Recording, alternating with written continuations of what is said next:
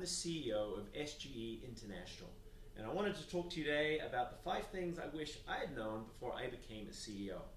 Alright, so the first thing, you better love the business that you're in.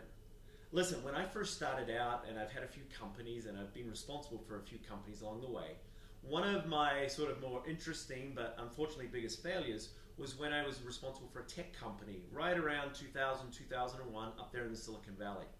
The problem was I'm not a tech guy, and I got to tell you, while I appreciate tech, I'm not actually in love with it. And it came across. You got to love the product you represent because you have to talk about it every day, and it gives you the energy to do what you need to do every day. And you see, that was the lesson I took away. If you don't love it, you're not going to have the energy when you're getting knocked down to get up again and to do the things that are necessary to be a great CEO. The second thing that I think is most important is we got to hire slowly. You've got to focus on getting the very best person, not just a good person. Over the years, I've had to hire a lot of people, and time again, when I've got the very best person in the right role, it made things so much easier and so much better. The problem is it takes time to get that best person. And you see, that's something that as a CEO we often don't have, and yet it's absolutely critical. So when everything around us is going so fast, the one thing I would say is slow down, especially when it comes to hiring that person.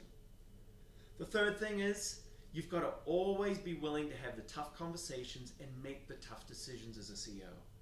Listen, over the years I've had a lot of people working for me, and what I've found is that when I don't have that tough love, or when I'm not willing to have that tough conversation, things start to go wrong.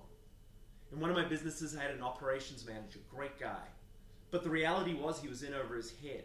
And when he wasn't able to deliver what I needed him to deliver, things started to go badly, particularly for the team under him.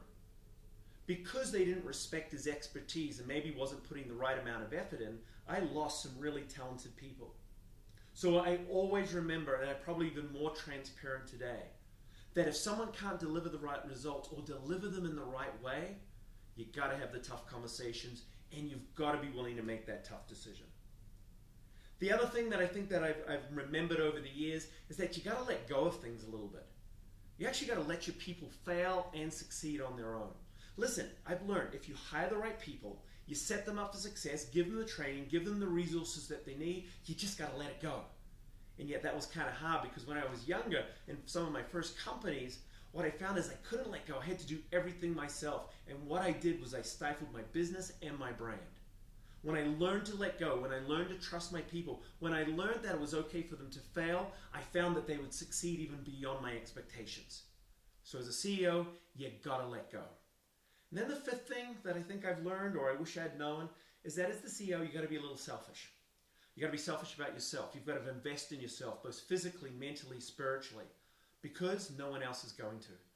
Everyone wants a piece of your time, and time is the one thing that you don't have, so you've got to be willing to say no. You've got to be willing to carve the time out for those things that are most important to you, your family, your friends, your passions, but invest in yourself too. Because at the end of the day, if you're not at your very best, then how can your people or your team or your business or brand be at the very best themselves? Listen, hope that helped. Anyway, check me out.